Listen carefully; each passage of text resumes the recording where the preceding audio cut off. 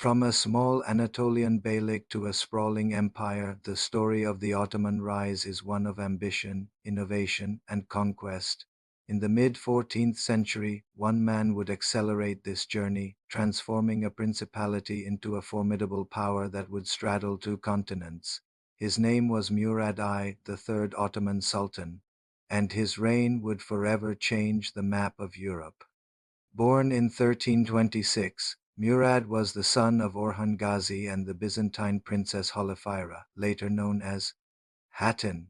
This mixed heritage was a sign of things to come, a foreshadowing of the multi-ethnic empire he would build. When Murad ascended to the throne in 1362, the Ottomans already had a foothold in Europe, but Murad didn't just want a foothold. He wanted a foundation. His gaze was fixed firmly on the Balkans. At the time, the Balkans were a fragmented patchwork of warring kingdoms and principalities. The once mighty Byzantine and Serbian empires were shadows of their former selves, weakened by internal strife. This was the opportunity Murad had been waiting for. He launched a series of brilliant military campaigns, methodically capturing key fortresses and cities. His strategy was relentless and effective. One of his most significant early victories was the conquest of Adrianople in 1369. This wasn't just another city. It was a major Byzantine hub. Murad immediately recognized its strategic importance. He renamed it Edirne and, in a bold and symbolic move, declared it the new capital of the Ottoman Empire. This decision was a clear statement of intent. The Ottomans were no longer just Anatolian raiders.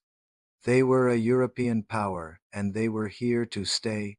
Moving the capital to Europe put them at the heart of their new territories, allowing for more effective administration and faster military responses. But Murad's genius wasn't limited to the battlefield. He was also a revolutionary administrator and a military innovator. His most enduring creation was a force that would become legendary. The Janissaries, the Yenieri, or New Soldier Corps was a radical idea. It was an elite infantry unit composed of young Christian boys, taken from conquered Balkan territories through the Devrimi system. These boys were converted, educated, and trained to be fiercely loyal only to the Sultan. They were forbidden to marry or engage in trade, their lives dedicated solely to the state and to war. They became the first modern standing army in Europe, a professional, disciplined force equipped with the latest military technology, including early firearms. The Janissaries gave the Sultan a power base independent of the traditional Turkish nobility, ensuring his absolute authority. They were the tip of the Ottoman spear, a force that would terrify its enemies for centuries. With Edirne as his base and the Janissaries as his elite guard, Murad pushed deeper into the Balkans. He subjugated Bulgarian rulers and Serbian princes, often turning them into vassals who were forced to pay tribute and provide troops for his own army. His expansion was a combination of direct conquest and shrewd diplomacy. He created a complex web of alliances and dependencies, integrating local Balkan elites into the growing Ottoman power structure. This approach laid the groundwork for a truly multi-ethnic empire. While the ruling class was Turkish and Muslim, the empire's subjects were a diverse mix of Greeks, Serbs, Bulgarians, Albanians, and others, most of whom were Orthodox Christians. Under Murad's system, these communities were often allowed to retain their religious practices and local customs, as long as they accepted Ottoman authority and paid their taxes. This policy of relative tolerance, at least in the early days, was pragmatic. It reduced resistance and made governing a vast, diverse territory more manageable.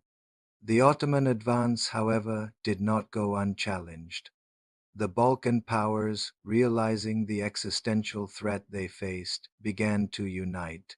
The climax of this struggle, and the defining moment of Murad's reign, came in 1389. A formidable coalition of Balkan forces, led by the Serbian Prince Lazar, assembled to confront the Ottoman army.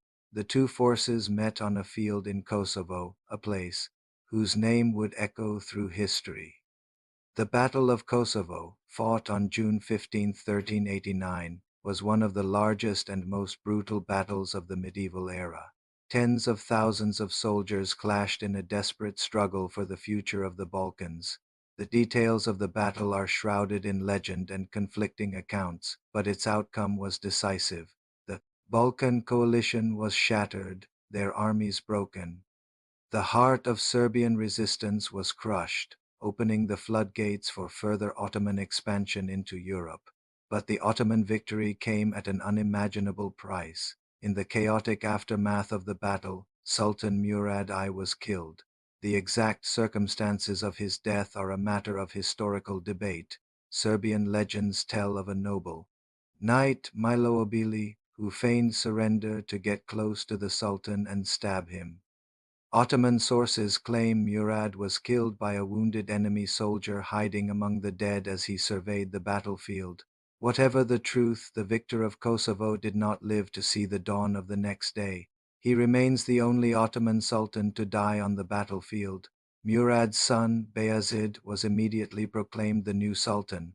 Right there on the blood-soaked field of Kosovo, his first act was to secure his power, a grim reminder of the brutal realities of succession. The legacy of Murad I is immense. In his 27-year reign, he more than doubled the size of the Ottoman territory. He established the institutions, like the Janissaries and the Devrimi system, that would define the empire for the next 400 years. By moving the capital to Edirne and systematically conquering the Balkans, he transformed the Ottomans from an Asiatic principality into a dominant European empire. He was a conqueror, a statesman, and an innovator whose actions set the stage for the fall of Constantinople and the golden age of the Ottoman Empire. His reign was a pivotal chapter in the story of how a small tribe of warriors built one of the most powerful and enduring empires the world has ever known. Thank you for watching. If you found this journey into the past fascinating, please like this video and subscribe to our channel for more stories from history. We'll see you next time.